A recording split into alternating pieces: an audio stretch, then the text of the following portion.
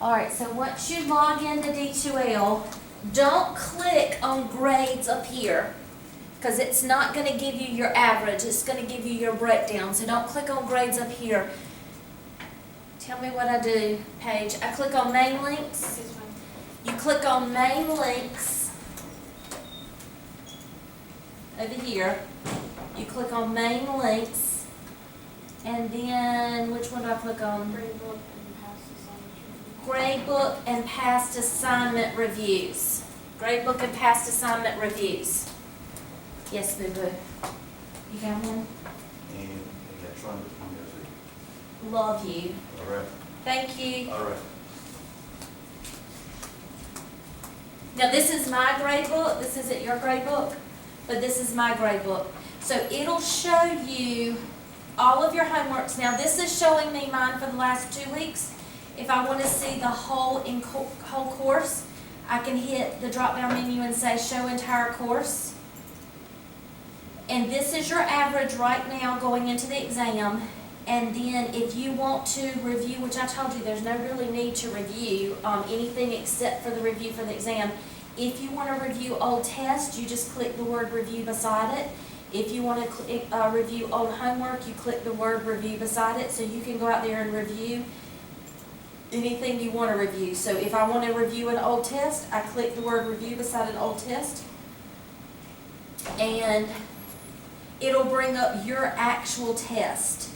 And then if I want to look at any questions that I missed, the correct answer is green, and then the wrong answer is going to be red. So what you answered is red, and then the correct answer is green. Does that make sense? Now, just to give you a real life, how much do I need to be freaking out at this moment? We are on a 10-point scale, okay? So, I haven't even brought up my little doodaddy yet. But we are on a 10-point scale in this class. So, Leia, if you want to pull up your computer for a second and log into the computer and log into D2L and click on main links and then click on gradebook and past assignments. And then let me show you something real quick.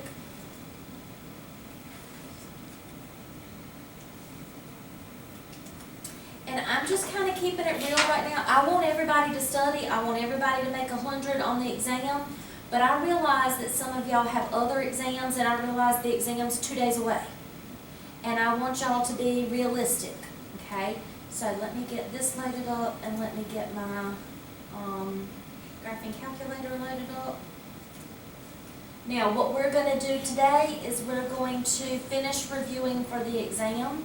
I'll answer any questions that you want me to answer, and I'll go over whatever you want me to go over.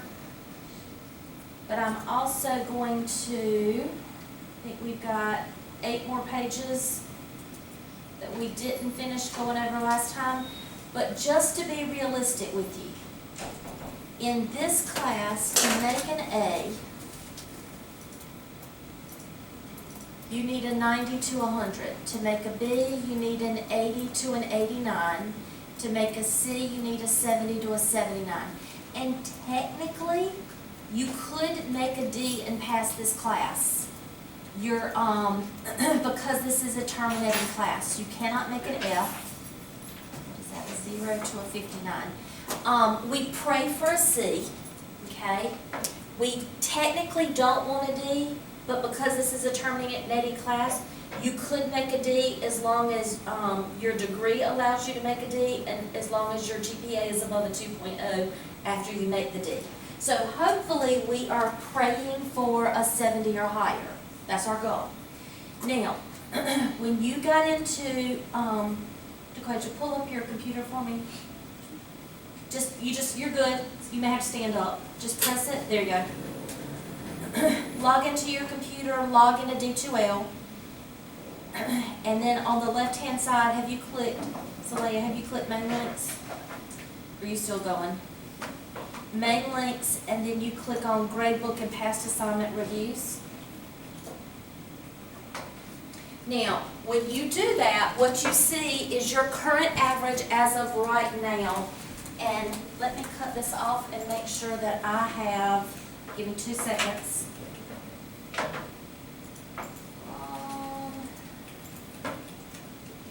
Let me make sure that I have zapped zeros to everybody that didn't do assignments that were due last night.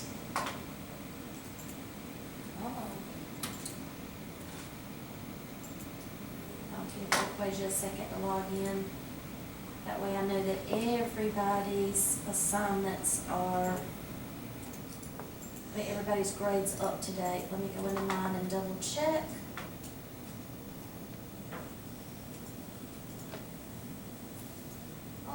Let me come in, manage incompletes.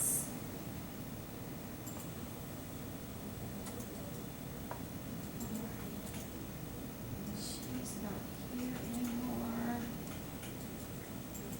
He's not in here. He's not in here. He's not in here. He's not in here.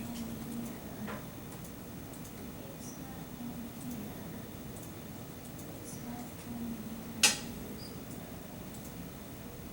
Okay.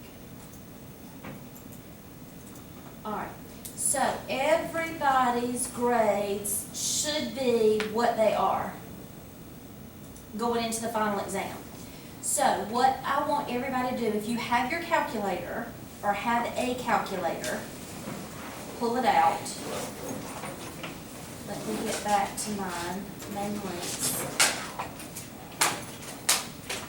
Are you logged in yet, Dequasia? Okay, did you click on main links on the left? On the left-hand side, click on main links. She's there? Okay.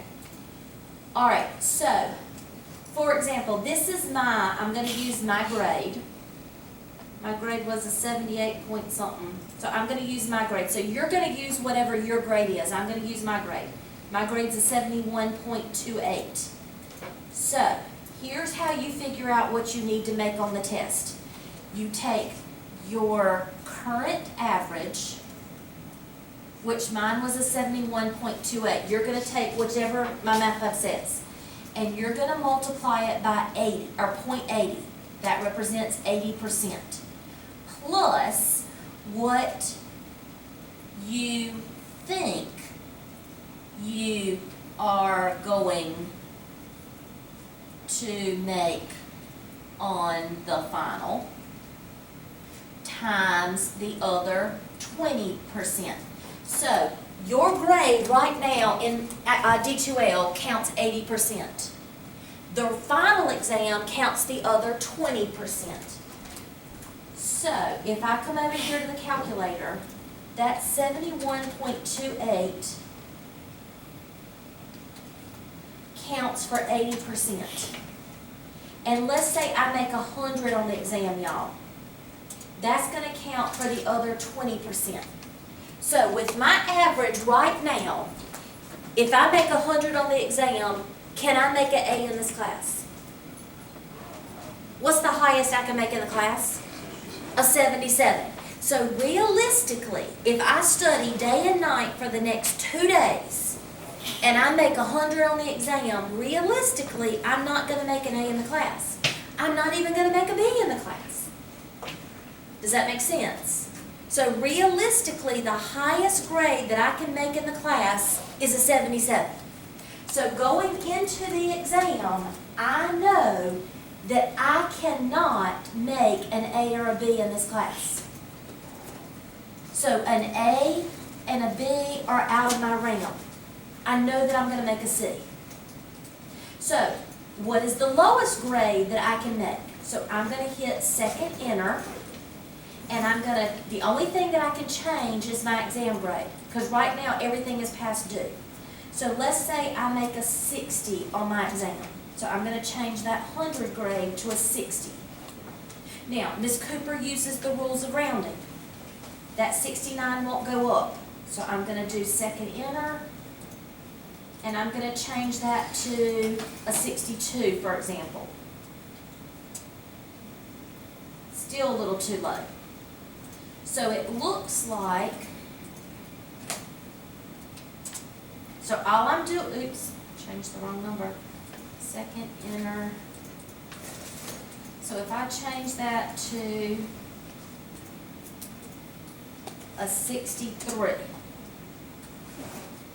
So this is telling me if I make a 63 or higher on the exam, I'm going to end up with a C in the class.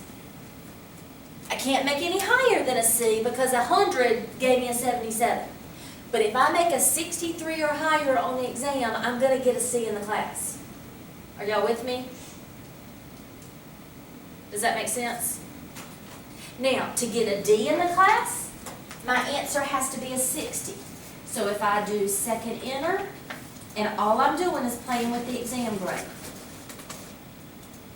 So let's change that to, let's say, a 40. I'm just picking a number. That is still a 65. Now, I want you to make the highest that you could possibly make. Let me change it to a 20. Y'all, I can make a 20 on the exam and still have a D in the class. So if I make a 20 to a 62, I'm going to get a D in the class. And if you make below a 20, you deserve an F. So this kind of gives you expectations of what you need to make on the exam.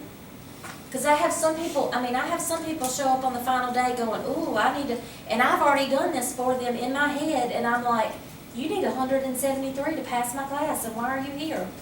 You're the last one here, and I know you can't pass, and you're sitting here 4 hours, and you're wasting my time because you can't get out of here. But then I have some people who study all day and all night, and they need like a 30 to pass, and you know, so I just want you to be real with yourself. Is everybody good? Okay. So, and an A is an A is an A. So whether you have an 89.5 or whether you have a 99.9, it goes in the grade book as an A. And most of y'all will realize if you busted your butt all semester and you have a good A, then you're going to keep that A. Alright, so when we left last time, and let me pull up, let me go to table of contents, and let me go to table of contents, and let me go to the spreadsheet and see where we left off. We were in final exam information.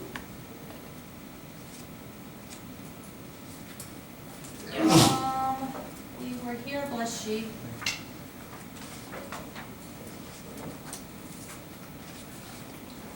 And let me download this so that I can have a copy.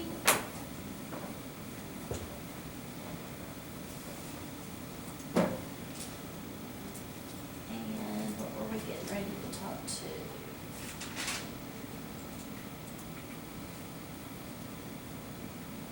Where did it put it? Because it didn't edit.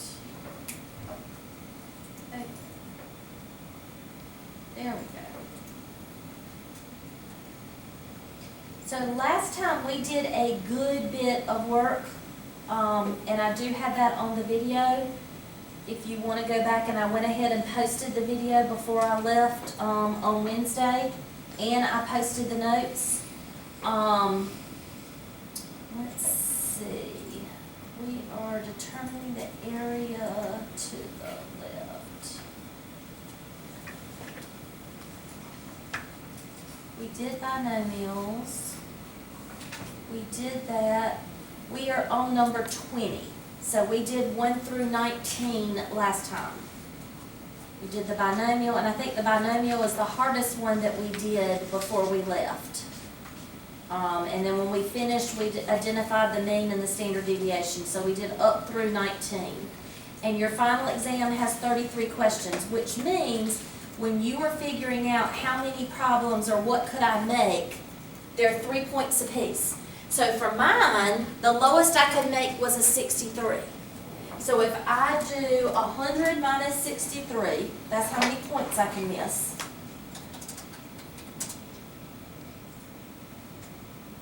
$37, and then if I divide it by 3, because there are 3 points apiece, I can miss 12. Hold on, let me lock it. Good. If whenever y'all want to put it down, you can. If y'all don't need it, make sure you log out. All right, so I can miss 12 points. 12 problems. All right, so we are going to continue. This is number 20 off the spreadsheet. Number 20 says find the area under the standard normal curve. Put some gumption into it. Find the area under the standard normal curve. And I'm not going to do all of these. I'm just going to randomly pick one. Let's do this one. That lies to the right of. So they're telling me it's a standard normal curve, and they're telling me that it's to the right of this point. So z is negative, which means it's to the left. And they told me that it's going to be to the right of that point. So I want to know the area under the curve that's to the right of negative 1.59. So how do we find the area under the curve? Normal CDF. So when I do normal CDF, I need to know the left, the right, the mean, and the standard deviation. So I need to know where did it start, where did it stop, what is the mean, and what is the standard deviation. So where did it start? Where did the shading start? It started at negative 99999. Where did it end? Negative 1.59. What was my mean? 0, and what was my standard deviation? 1. So when I go to my calculator, and we talked about this last time, and some of you may have seen it on the video, and some of you may have been here. We said that if you get on the test and you're like, holy crap, I can't remember where normal CDF was, we said that your calculator has a table of contents.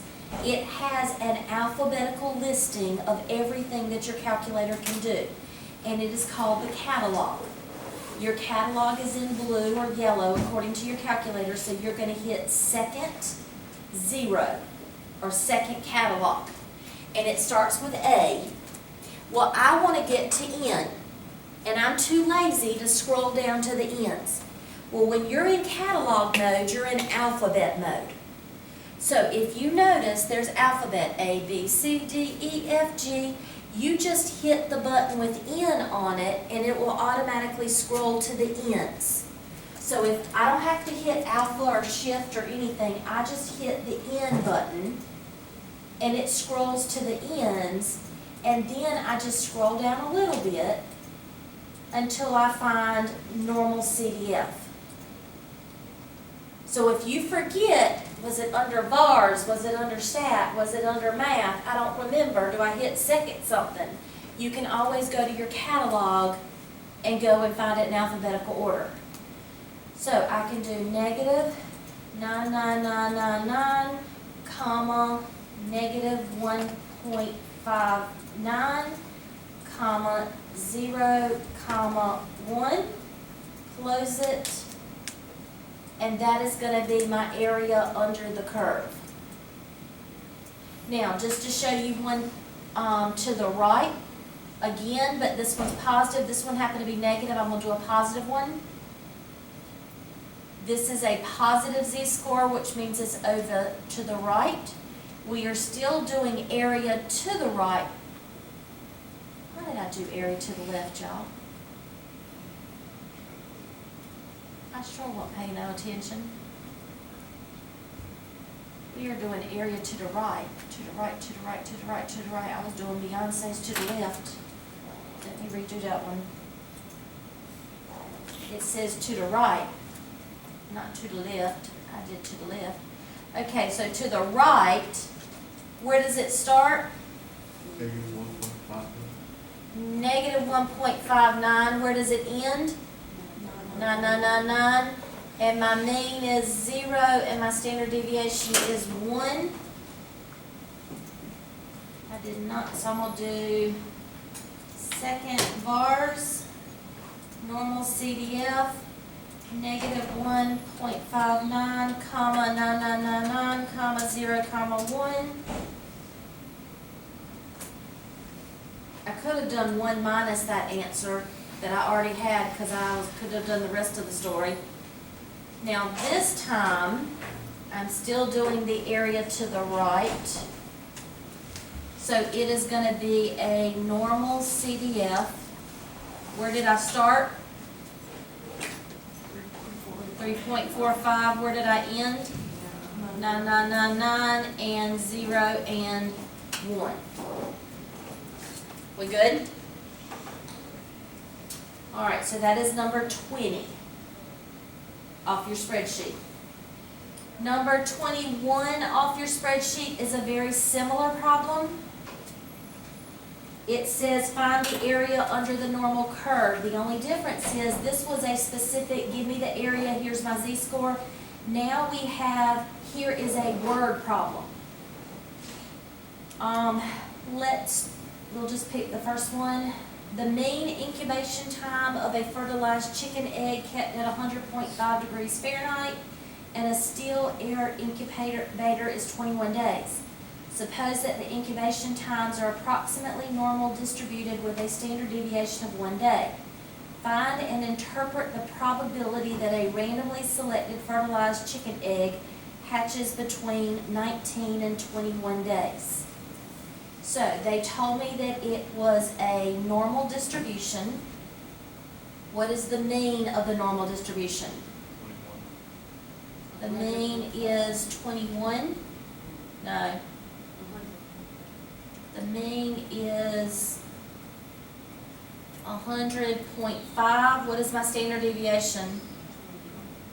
My standard deviation is 1. What is my data points? Hold on. 105 is the degrees. 105 is my degrees, it's not my mean. What is my mean? 21 days. 21 days. What are my data points? 19 and 21. Now, it says we want to know the probability. What is probability telling us that we need? What are we trying to find? The Z or the shade? We're trying to find the shade. So tell me what we're going to do in our calculator. Normal CDF. Where did it start? Where did it end? What is my mean? And what is my standard deviation? 1. So I can do second bars, or I can either do the catalog. 19, 21, 21, and 1.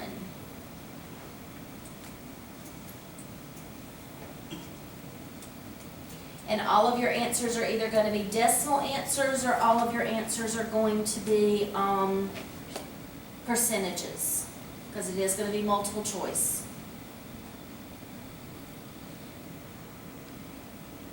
Cool? You want to do another one of those, or are we good? And none of these I changed the standard deviation. Let's look at this one. I'll let you try this one. Number of chocolate chips in an 18-ounce bag is approximately normally distributed with a mean of 1262, a standard deviation of 118. What is the probability that it's between 1,000 and 1,400?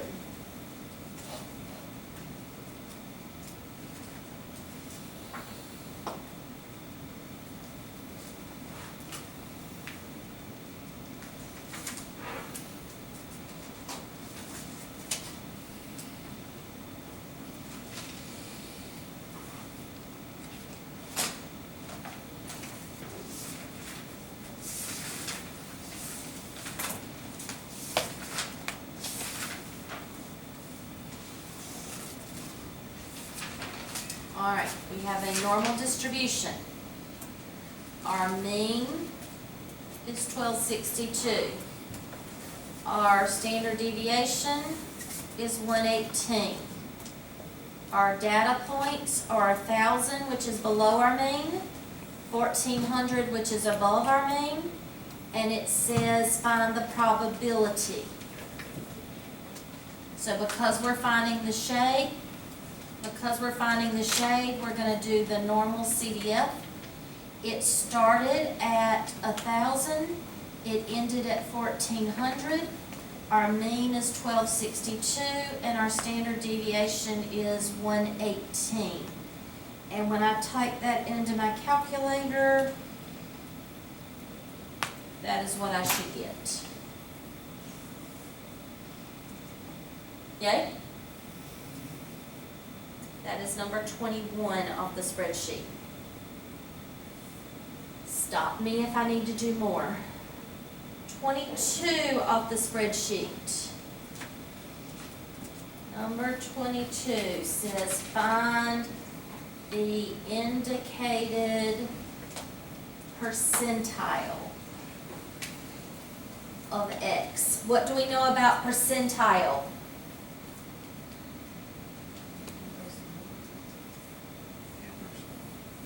Tell me about percentile.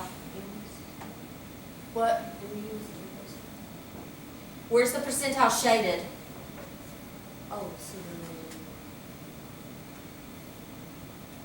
If Madison's height was in the 98th percentile, does the shade represent the people above her or the people below her? Below her. So if she was in the 98th percentile, that means if she was right here, that's telling me that she's taller than 98%. So 98 percentile of people are below her. So you just got to remember when you're doing percentile that you got to shade to the left. You're shading to the left when you're doing percentile. All right, this first one still talks about the same thing. It's talking about we're incubating these chicken eggs, and so we have a normal distribution. We still have a mean time of 21 days. We still have a standard deviation of 1, but the only difference is determine the 17th percentile for incubation times. 17th percentile for incubation times. So what do I need to do? They're telling me that this is 0.17. That is the 17th percentile. This is representing 17%. So what am I trying to find? I'm trying to find the Z. I need to know what is this. So what am I going to use? I'm going to do inverse norm. And when I do inverse norm, I need to know the area to the left, and then mean and standard deviation. So I'm going to do the inverse norm. What is my area to the left? 0.17. And what is my mean? 21, and my standard deviation? 1. So when I go to my calculator, I'm going to do second bars. There's my inverse norm. My area to the left is 0.17. My mean is 21, and my standard deviation is 1. So that's telling me that that z-score is going to be 20.05, or however they round it in all of the multiple choice answers. So it's going to take about 20 days to get to the 17th percentile. Cool?